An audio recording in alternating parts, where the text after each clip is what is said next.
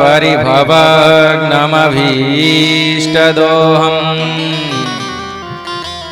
तीर्थास्पदं शिवविरञ्चिनुतं शरण्यम् भृत्यार्तिहं प्रणतपालभवाग्दिपोतम् वन्दे महापुरुषते चरणारविन्दम्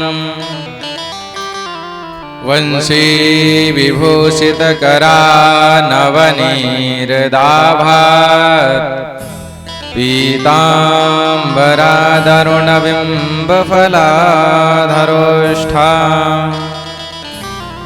पूर्णेन्दुसुन्दरमुखादरविन्दनेत्रा कृष्णात् परं किमपि तत्त्वं न जाने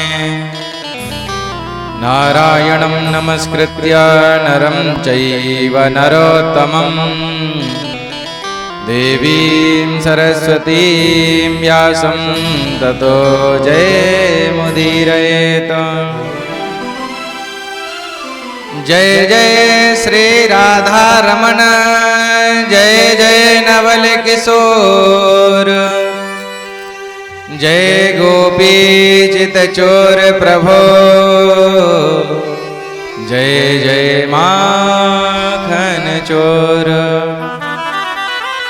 कि सब द्वारन को छोड़ के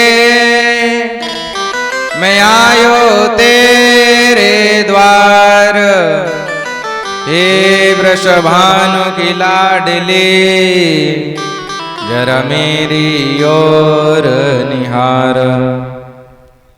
परंपरात्पर अखिलेश्वर अकारण करुणा वरुणालय कल्पतरु पीताम्बरधारी मोर मुकुटधारी श्री बांके बिहारी लाल जी के चरणों में दास का सादर प्रणाम। परम आराध्य लाडली श्री वृषभान नंदनी किशोरी श्री राधा रानी जी के चरण कमलों में इस दास का कोटि कोटि प्रणाम। जहाँ जहाँ तक दूर दूर तक मेरी आवाज पहुँच रही है वहाँ के जीवों के हृदय में विराजमान गोविंद भगवान के चरणों में इस दास का बारंबार प्रणाम। सिया राम मैं सब जग जानी करहूँ प्रणाम जोर जुग पानी।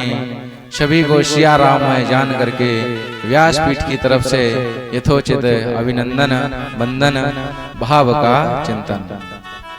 आइए आज की परम मंगलमयी कथा में प्रवेश करने से पहले कुछ क्षण भगवान नाम संकीर्तन तत्पश्चात भगवत चर्चा।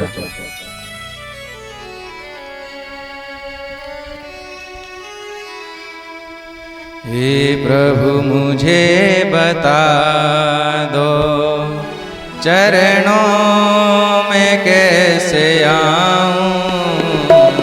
हे प्रभु मुझे बता दो चरणों में कैसे आऊं। माया के बंधनों से छुटकारा कैसे पाऊं। माया के बंधनों से छुटकारा कैसे पाऊं। हे प्रभु मुझे बता दो।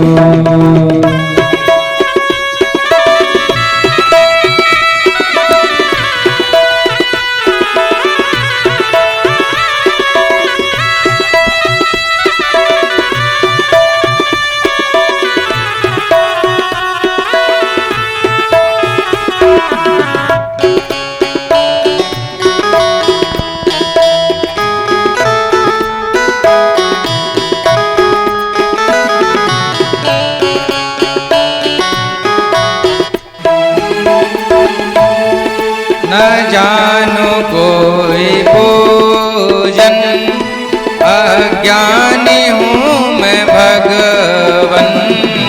न जानो कोई पूजन अज्ञानी हूँ मैं भगवन। न जानो कोई पूजन अज्ञानी हूँ मैं भगवन। कृपा दया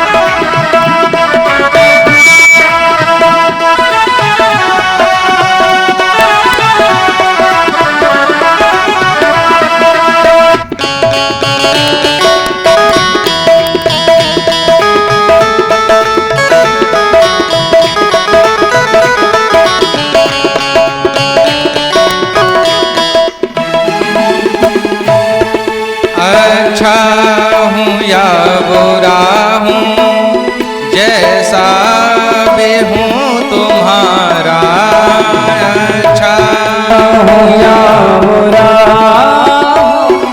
जैसा भी हूँ तुम्हारा अच्छा हूँ या बुरा, जैसा भी हूँ तुम्हारा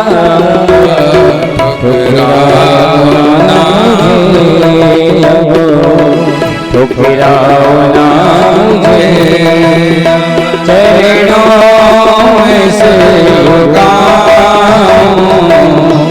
आया से अब मौत कैसे प्रभु ने बता दो, चरणों में कैसे प्रभु मुझे बता दो, प्रभु मुझे बता दो। श्री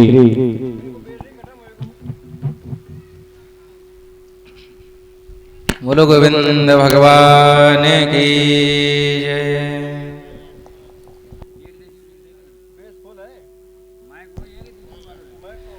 आइए आज की परम मंगलमयी कथा में प्रवेश करते हैं। विगत दिवस की कथा में हमने महाराज श्री के मुखारविंदों से बड़े ही सुंदर पावनमयी प्रहलाद चरित्र की कथा श्रवण की। अब कहते हैं कि प्रभु सबसे पहले मनवंतरों का वर्णन करते हैं। ये वे 14 मनवंतर हैं जो स्वयंभू दिन होते हैं। ब्रह्मा जी के एक दिन में 14 मनवंतर होते हैं। यही वे 14 मनवंतर हैं। पहला स्वयंभव, दूसरा है स्वरोचिस, तीसरा औत्तम, तामस, रैवत, चाक्षुष, वैवस्वत, सावर्णिक, दक्ष सावर्णिक, ब्रह्म सावर्णिक, धर्म सावर्णिक और रुद्र सावर्णिक, देव सावर्णिक तथा इंद्र सावर्णिक। ये 14 मनवंतर हैं। एक मनवंतर लगभग 72 चतुर्युगी के होता है। चतुर्युग कहते हैं ये सतयुग, त्रेता, द्वापर, कलयुग। जब ये चारों युग होते हैं तब इन चारों युगों को मिलाकर के एक चतुर्युग बनता है। और यही 72 चतुर्युग में एक मनवंतर बनता है। प्रत्येक मनवंतरों में भगवान के अवतार हुआ करते हैं। एक बार चाक्षुष मनवंतर में प्रभु ने गज का ग्रह से उद्धार करने के लिए हरि अवतार लिया था।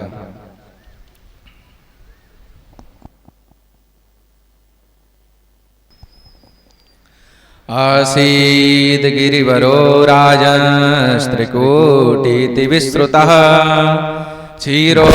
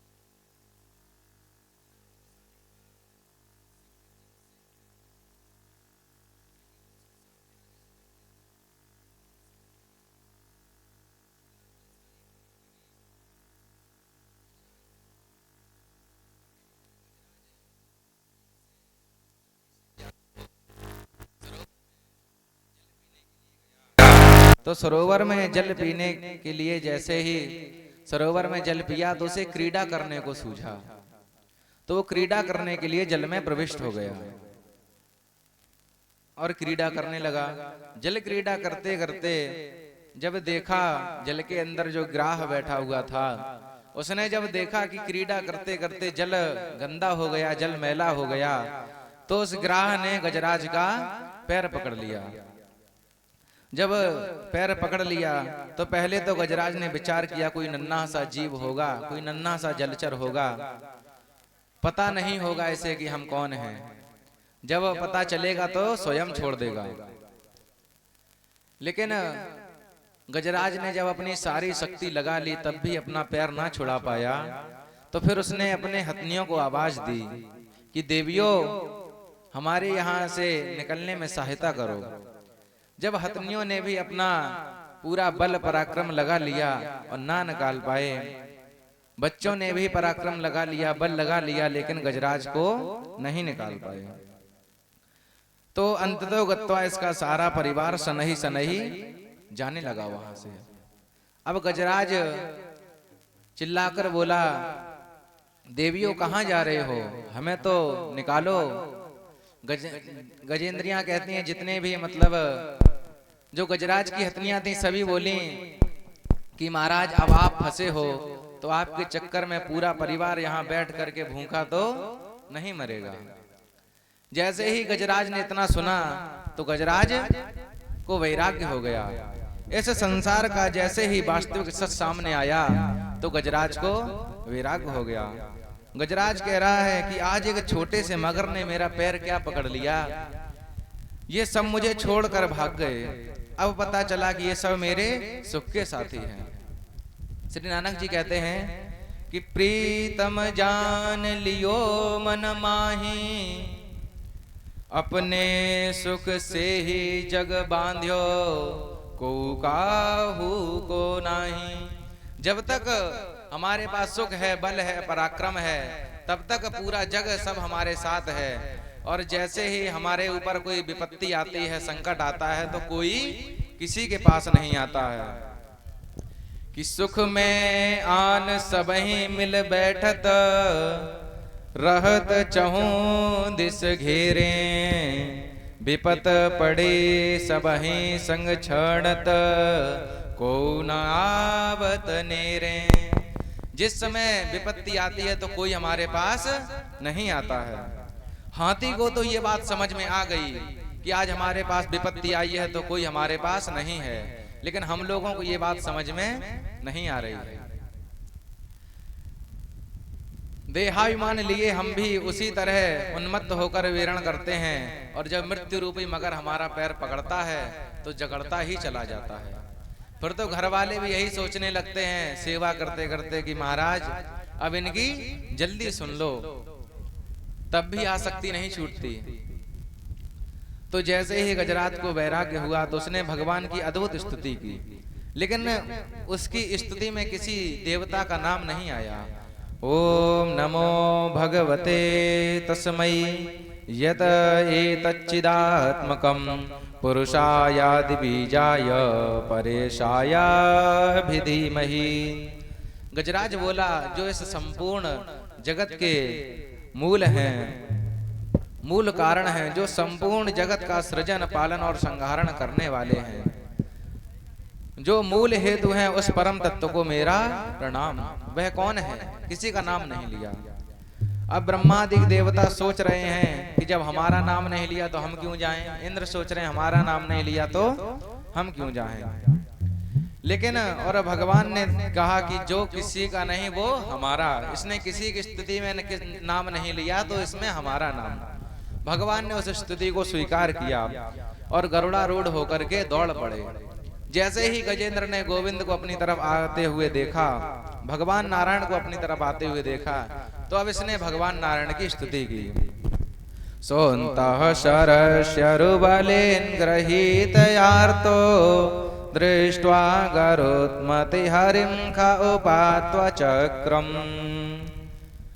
उत्क्षेप्य सम्भुजकरं गिरिमाः कृच्छान् नारायणाखिल गुरो भगवन नमस्ते। जब उसने देख लिया कि गरुड़ पर आरूढ़ होकर के भगवान नारायण आ रहे हैं, तो अब उसने भगवान नारायण को प्रणाम किया और सरोवर में डूबते डूबते उसने एक सरोवर में से कमल का पुष्प लिया और कमलाकांत के चरणों में अर्पित कर दिया। और जब कमल का पुष्प अर्पित किया तो भगवान ने दौड़ करके कमल सहित उसकी सूंड को पकड़ा और उठा लिया और सुदर्शन को आदेश दिया। सुदर्शन ने ग्राह का मुख विदीर्ण कर दिया। अब कुछ लोग कहते हैं कि संकट में तो गजराज था, लेकिन भगवान सबसे पहले आए तो ग्राह का उद्धार किया, गजराज का क्यों नहीं? मानो भगवान कहना चाहते हैं कि जो हमारा भक्त है हम उसका तो उद्धार करते ही करते हैं, लेकिन जो हमारे भक्त के भी पैर पकड़ लेते हैं हम उसका उद्धार पहले करते हैं। आगे बड़े ही सुंदर समुद्र मंथन की कथा आई और ऋषियों ने पूछा कि ये गजराज और ये ग्राह पूर्व जन्म में कौन थे? तो ये दोनों ही पूर्व जन्म में श्रापित थे, श्राप लगा हुआ था इन दोनों को। ये जो ग्राह था ये हुहु नामक गंधर्व था। पहले गंधर्वों के नाम हुआ करते थे, हा हा हुहु। तो ये हुहु नामक गंधर्व था। तो एक दिन देवल मुनि स्नान करने के लिए सरोवर में गए तो उसने मगर बन करके उनको डराया। देवल ऋषि ने श्राप दे दिया कि जाओ तुम ग्राह मगर बनने का तुम्हें बहुत शौक है, जाओ तुम मगर हो जाओगे। ये पैर पकड़ के रोने लगा, महाराज हमारा तो काम ही है लोगों को हंसाना, लोगों का मनोरंजन करना, और हमने कुछ गलत नहीं किया, हमने तो आपके पैर ही पकड़े हैं। ऋषि ने कहा कि जाओ तुम्हें स्वयं नारायण भगवान तुम्हारा उद्धार करेंगे। और ये जो गजराज था ये पूर्व जन्म में इंद्रद्युम्न नाम का राजा था।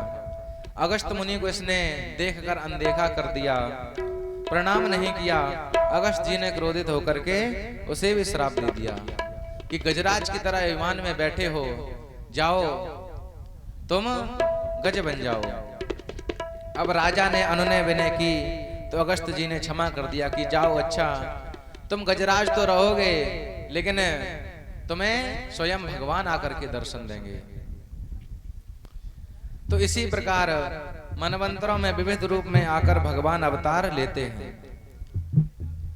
बड़ी ही सुंदर समुद्र मंथन की कथा। एक बार दुर्वासा मुनि द्वारा आशीर्वाद रूप में प्रदत्त माला जो उन्होंने इंद्र को दी, इंद्र ने उस माला की अवज्ञा कर दी। इंद्र ने उस माला की अवज्ञा कर दी। जो दुर्वासा मुनि ने माला दी इंद्र को, इंद्र ने वो माला हाथी के सर पर रख दी, ऐरावत के। ऐरावत ने उस माला को उठाया और पैरों तले कुचल दिया। जैसे ये अपमान, माला का भी अपमान होते हुए दुर्वासा मुनि ने देखा तो श्राप दे दिया कि जाओ देवताओं तुम श्रीहीन हो जाओगे।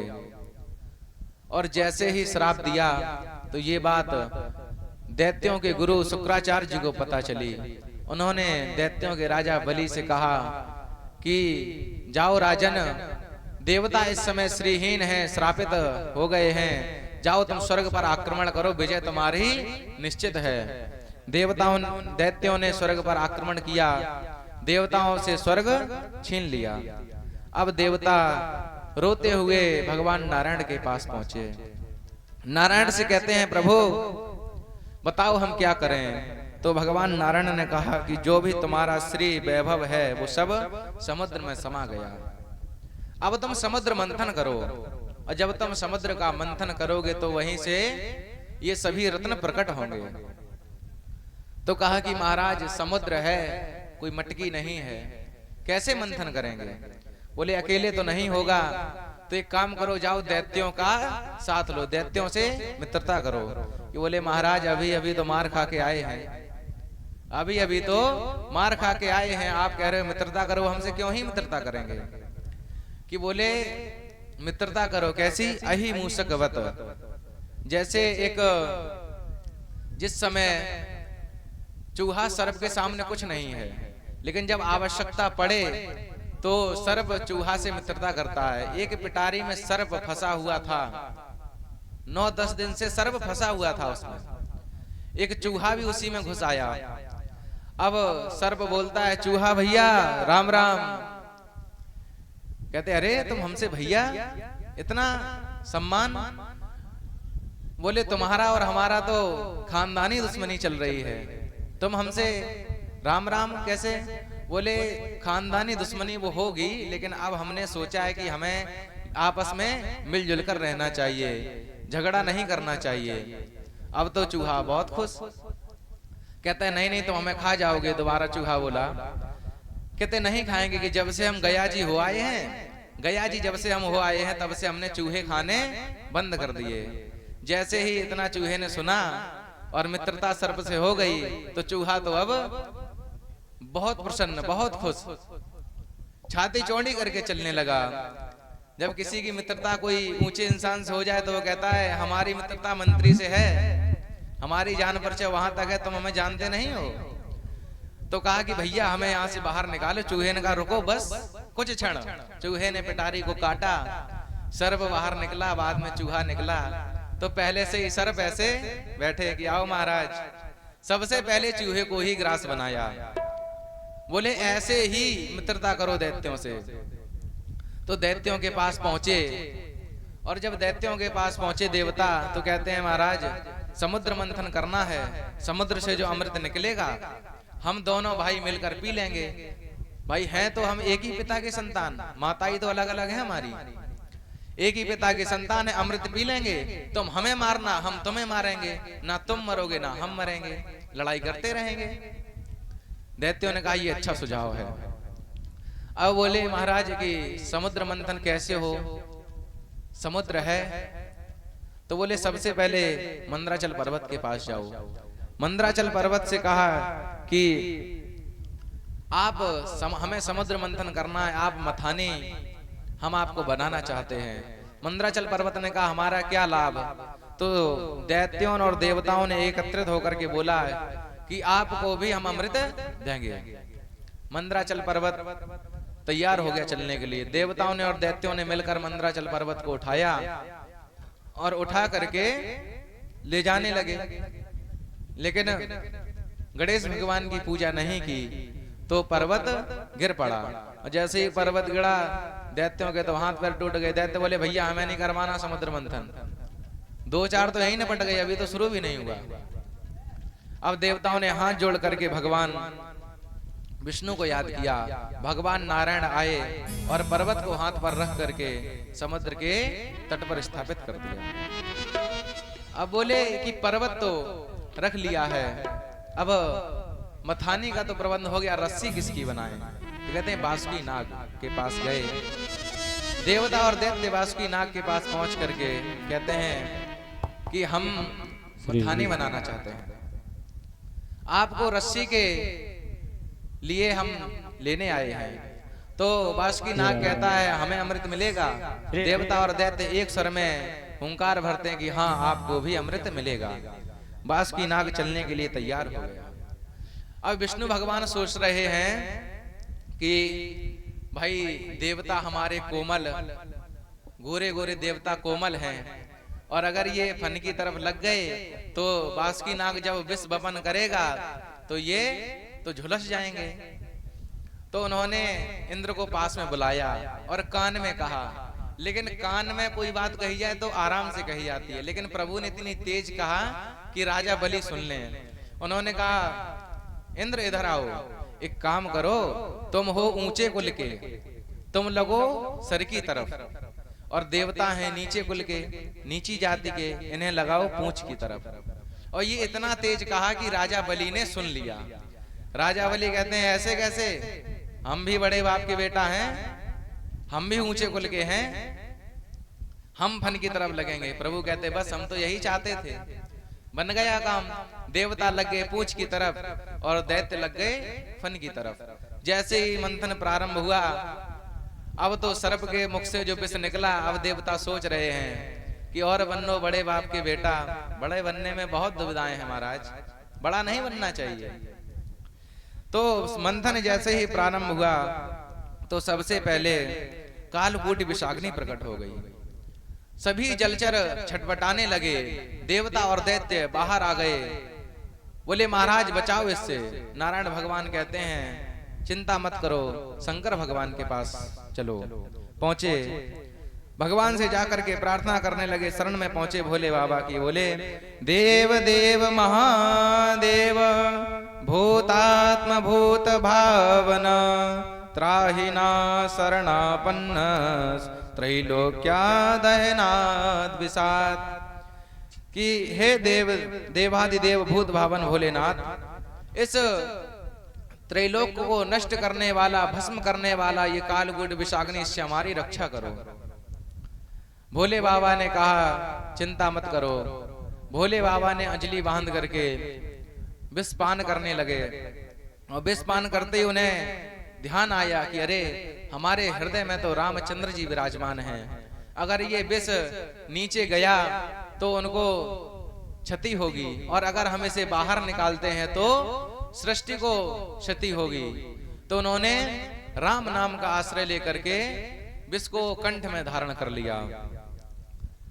रा बोल करके मुंह खुल जाता है, तो मुंह खोला, रा बोल करके विष पी लिया, और मां बोल करके मुख बंद कर लिया। कि नाम प्रभाव जान शिवनी को काल कूट फल दीन यमी को। जो भी विष था वो पूरा पान कर लिया, विष को भी अमृत के समान बना लिया भोले बाबा ने। और जब विष पी लिया, पुनः समुद्र मंथन हुआ, तो इस बार कामधेनु गाय प्रकट हुई, जो ऋषियों को दे दी गई। फिर से समुद्र मंथन हुआ, तो चंद्रमा प्रकट हुआ, भोलेनाथ को दे दिया, तो भोलेनाथ चंद्रमौलिक बन गए। तो पुनः समुद्र मंथन हुआ, उच्चैश्रवा घोड़ा निकला, राजा बलि ने ले लिया, और ऐरावत हाथी निकला, वो इंद्र ने ले लिया। रंभादिक अप्सराएं निकली, स्वर्ग में भेज दी गईं, और पारिजात वृक्ष निकला, वो भी स्वर्ग में स्थापित कर दिया गया। कौस्तुभ मणि निकली, वो भगवान नारायण ने अपने कंठ में विराजमान कर ली। और उसके बाद में अचानक ही, जैसे ही फिर से समुद्र मंथन हुआ, तो भगवती लक्ष्मी का प्रादुर्भाव हो गया, और माता लक्ष्मी के सौंदर्य को देख करके देवता और दैत्य दोनों लोग मोहित हो गए। सभी लोग अपना विवाह का प्रस्ताव के लिए आगे बढ़े, तो भगवान ने, नारायण ने रोका कि ऐसे नहीं, सभी लोग लाइन लगा करके बैठ जाओ। वरमाला इनके हाथ में है, जिसको ये चयन करेंगी वो ही इनके पति होंगे। तो एक लाइन में देवता, एक लाइन में दैत्य, और एक लाइन में बाबा लोग अपना चमीटा गाड़े हुए बैठे हैं। लक्ष्मी को कौन नहीं चाहता कि लक्ष्मी हमारे पास आए। तो सर्वप्रथम लक्ष्मी मैया निकली, तो शंकर जी के दर्शन किए, भगवान भोलेनाथ के दर्शन किए, तो देखती हैं कि ये अमंगल है। भोले भाले तो हैं, लेकिन इनका वेश अमंगल है। भस्म धारण करते हैं, शमशान में रहते हैं। दुर्वासा मुनि को देखा कि ज्ञानी तो बहुत हैं, विद्वान हैं, लेकिन क्रोधी बहुत हैं। ऐसे ही माता लक्ष्मी सब में कोई ना कोई गुण निकाल के चली गई। आगे जाकर देखा नारायण भगवान पीठ किए हुए बैठे हैं, और लक्ष्मी मैया कहती हैं ये तो सभी तरफ से मंगल है। कि मंगलम भगवान विष्णु मंगलम गरुड़ ध्वजा मंगलम पुंडरीकाक्ष मंगलाय तनो हरि। सभी तरफ से मंगल है, ये सभी तरफ से मंगल है ये। तो जब देखा, लेकिन इनके अंदर एक कमी है। बोले क्या कमी है? कि हम इतनी देर से इनके पीछे खड़ी हैं, ये हमें देख नहीं रहे। बोले ये हम इतनी देर से खड़े हैं, ये हमें देख नहीं रहे। तो कहते हैं कि जो लक्ष्मी को चाहता है, लक्ष्मी उसके पास ज्यादा दिन नहीं रुकती, लेकिन जो नारायण को चाहता है तो लक्ष्मी स्वयं ही उसके पीछे खड़ी रहती हैं। भगवान नारायण के पीछे ही तो लक्ष्मी लगी हैं। तो भगवान नारायण के पास जाकर लक्ष्मी मैया ने वरमाला पहना दी। बोलो लक्ष्मी नारायण भगवान के जय हो। तो इसके बाद में पुनः समुद्र मंथन हुआ, वारुणी देवी का प्रकट हुआ। वारुणी देवी जानते हैं आप लोग? वारुणी देवी बोलते हैं मदिरा को। वो दैत्यों ने ले ली। और इसके बाद जब समुद्र मंथन हुआ तो स्वयं साक्षात भगवान विष्णु धन्वंतरी बन करके कलश लेकर के प्रकट हो गए। अमृत का कलश देखते ही दैत्यों ने इशारा किया, छुड़ाओ। जैसे ही इशारा किया तो दैत्यों ने मारा झपट्टा और अमृत का कलश छुड़ा के भाग गए। देवता तो बस इतना ही कहते रह गए, महाराज ले गयो, ले गयो, ले गयो। अब भगवान के पास पहुंचे, प्रभु कुछ करो। भगवान कहते हैं, ले गयो, ले गयो क्या, अब तो कुछ करना ही पड़ेगा। और इधर देवता भगवान के से कहते हैं कि कुछ करो, तो भगवान मोहिनी का रूप धारण करके दैत्यों के पास जाते हैं। बोलो मोहिनी भगवान।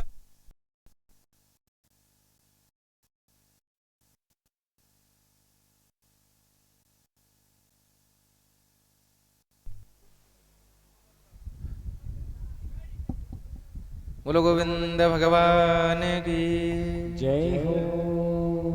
तो मोहिनी भगवान बनकर पहुंचे। अब वहां पर देवता दैत्य लोग आपस में लड़ रहे हैं। अहम पूर्वम ना त्वमिते प्रभो। एक दैत्य बोला, मैं सबसे बड़ा हूं, मैं पहले पीऊंगा। दूसरा दैत्य बोला, तुम सब में बलवान मैं हूं, मैं पहले पीऊंगा। तो इतने में भगवान मोहिनी का रूप धारण करके कमल का पुष्प घुमाते हुए दैत्यों के मध्य पहुंचे। तो दैत्य देखते ही उस रूप, भगवान के उस रूप दिव्य दर्शन करते ही सब दैत्यगण विमुक्त हो गए। अहो रूप महो धाम अहो अश्यानवम वयः।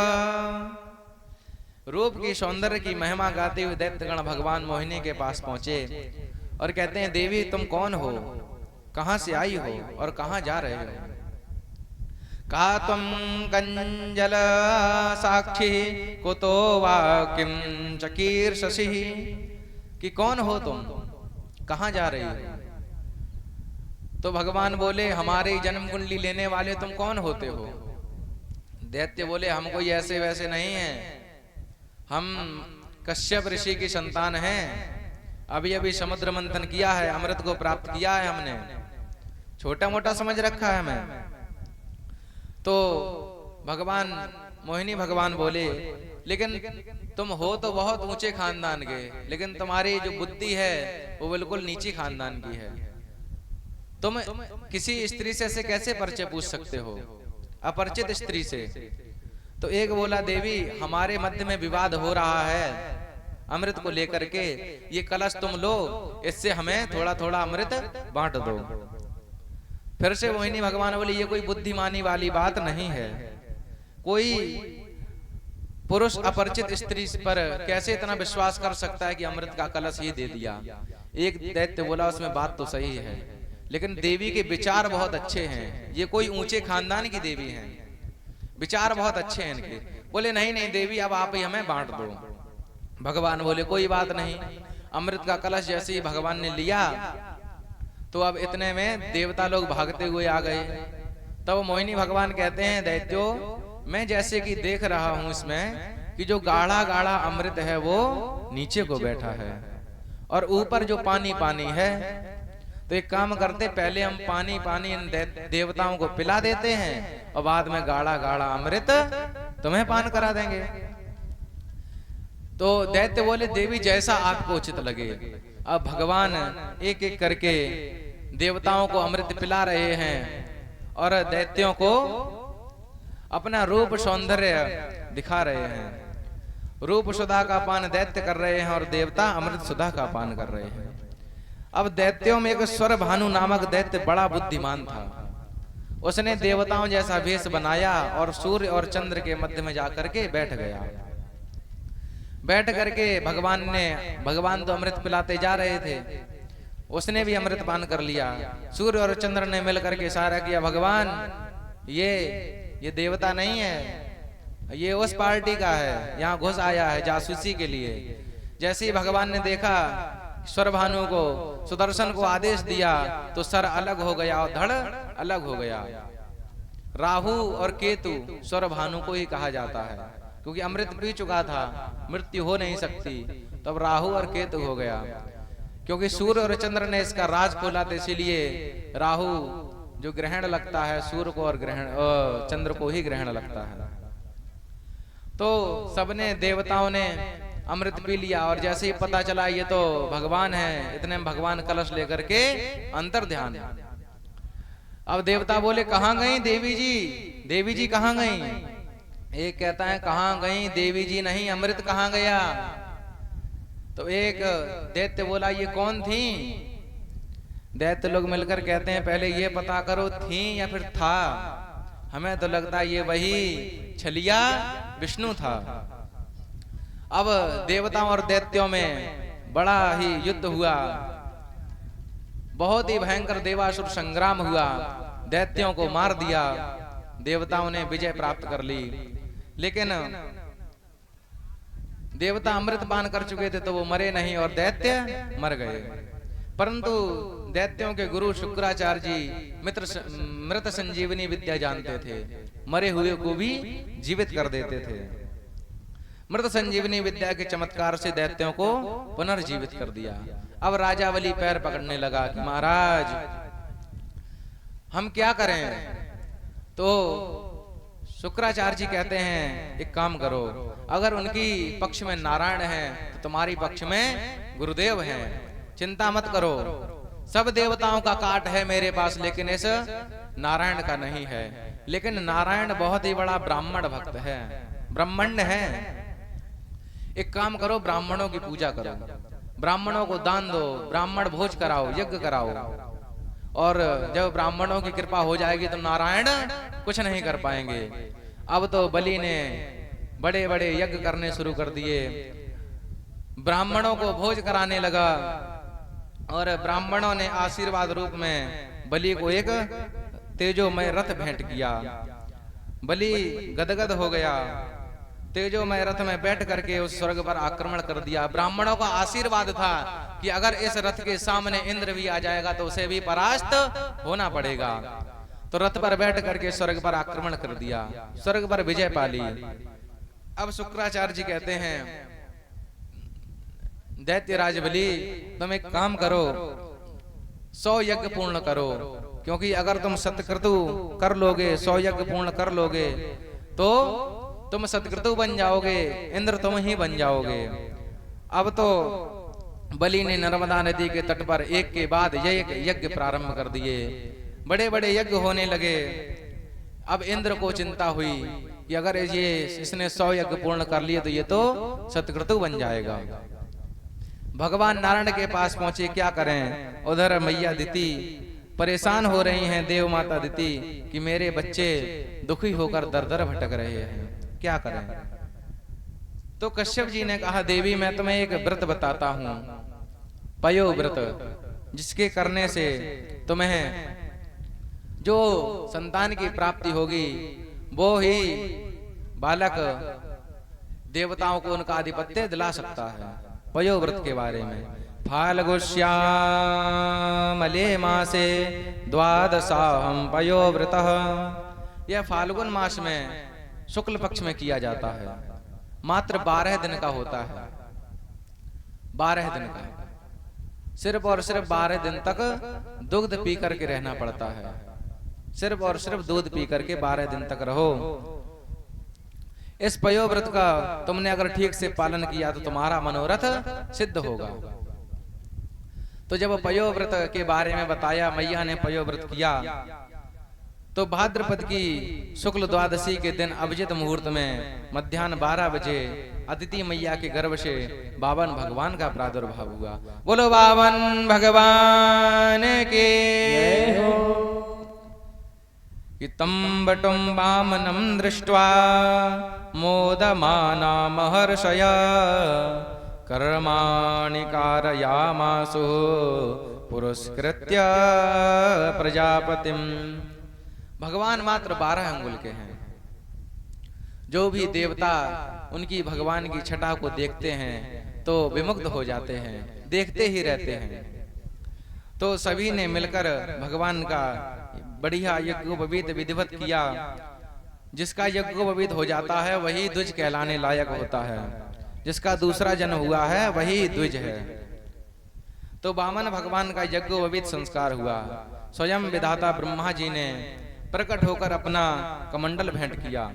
अदिति मैया ने लंगोटी पहनाई और कश्यप जी ने मेखला पहनाई। सरस्वती मैया ने रुद्राक्ष की माला भेंट की। भूदेवी ने चरण पादुकाएं भेंट की और आकाश ने छत्र भेंट किया। कुबेर जी ने जो भिक्षा का पात्र भेंट किया, उसी में माता अन्नपूर्णा ने भिक्षा दी।